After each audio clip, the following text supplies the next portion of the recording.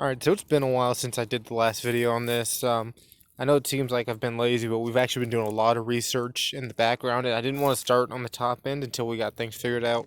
But I've been working with a couple companies on figuring out some new tune things for timing and stuff, because it's been a big problem with these motors. Just kind of getting everything exactly in tune, blueprinted and such. It makes it a lot harder, so we've been doing some testing. We have some new design stuff. I'm going to actually show you guys how to do all this in the video. We'll link to my site and all the blueprints stuff so you can do it at home. I want this to be available for everyone in the Honda tuning community. But anyways, get all that out of the way. We're going to get to it. I'm going to finish off the bottom end because there was a couple small things I didn't do in the last video. And we're going to go ahead and get this done real quick.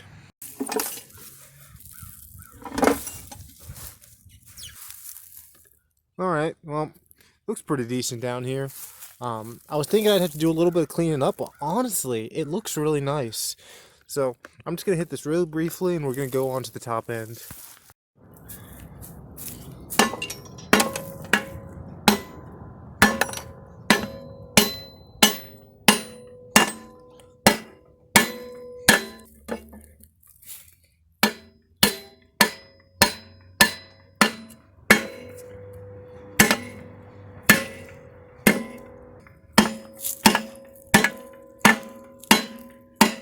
So the next thing we're going to do is we're going to hone the block. I know we already put the pistons in, but we can still do it after, it's fine. This is a little controversial because we will have different ways of honing blocks. You know, there's a traditional hone, there's like the dingleberry as people call it. But what I'm going to do is an old technique they used to do a lot in the 80s and street racing scenes sort of thing. This is called a rifle hone, where you actually are going to rifle it with the honing tool. So let me show you how to do that right now.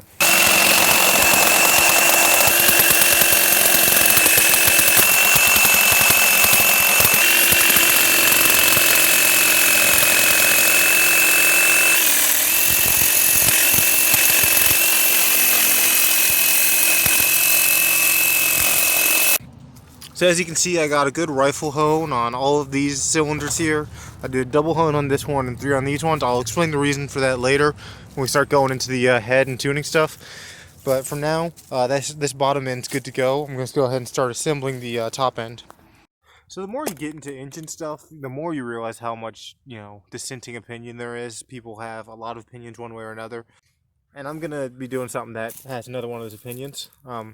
I will be coating this head gasket. We do have a new one here. This is meant for a K20 Type R, but Honda actually did coat the head gaskets with the same stuff I'm going to use. This is a Mugen part number. I'll put that in the description. You actually use this on the Integra Type Rs and the Civic SIs and Type Rs and such. So this stuff actually works pretty well. Go ahead and show you this real quick.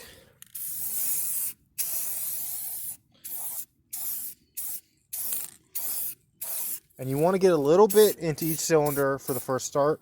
All right, quickly do the head gasket. All right, now you can flip it. And we'll put it in its final place here.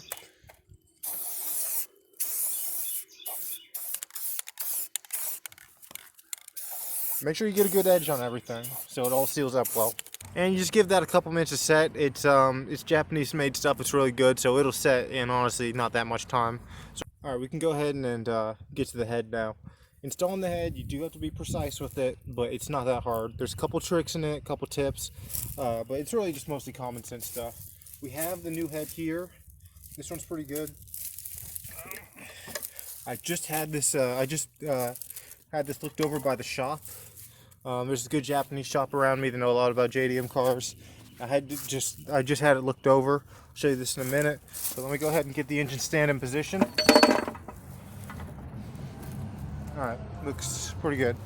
Alright, you gotta be delicate with it, but let me see.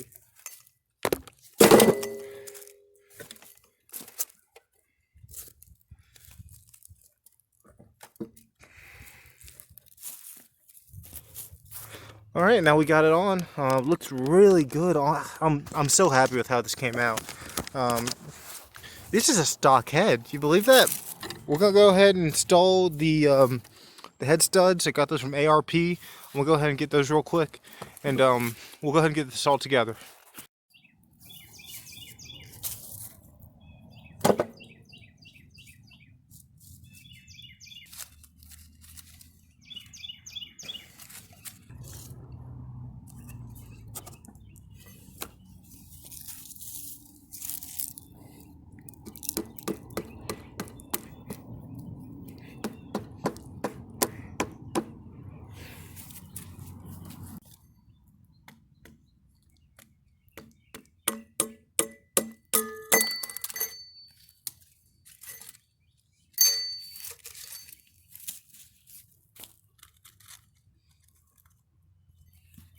I'm honestly, I'm so happy about how this is coming out. Like seriously, I know I'm trying to keep it pretty straight in these videos, but I'm getting so excited about this. All right, all right, guys.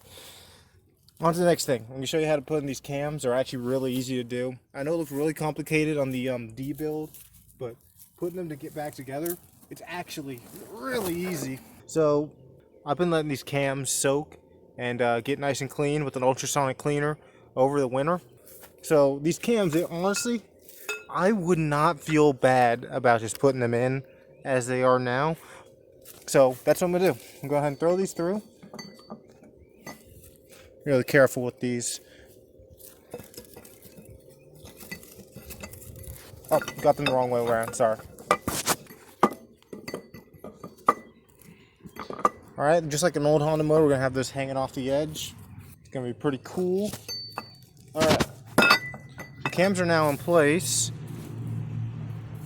And honestly, you know, put a chain on it, we're gonna call this good.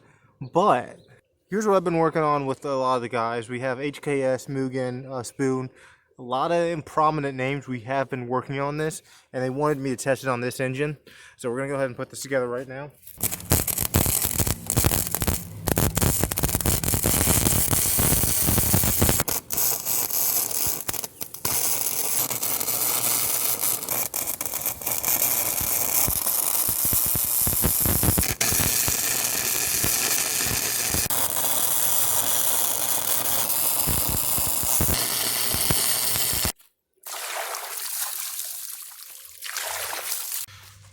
Oh my god. I can't contain it, guys. I'm actually so happy about this. So what we figured out is from these machine shop operations I made here, we've actually figured out like the variable resonance frequency of the engine dynamic resonation, and from where that engine has most refractual linguisticity is at these exact points. So this should, across the entire rev range, but especially above like 7,800 RPM, that will increase horsepower. Not twofold, but you'll see an increase of at least 25%. And this can be done on any K-Series engine. We've done all the math for it. I'll put everything down in the description.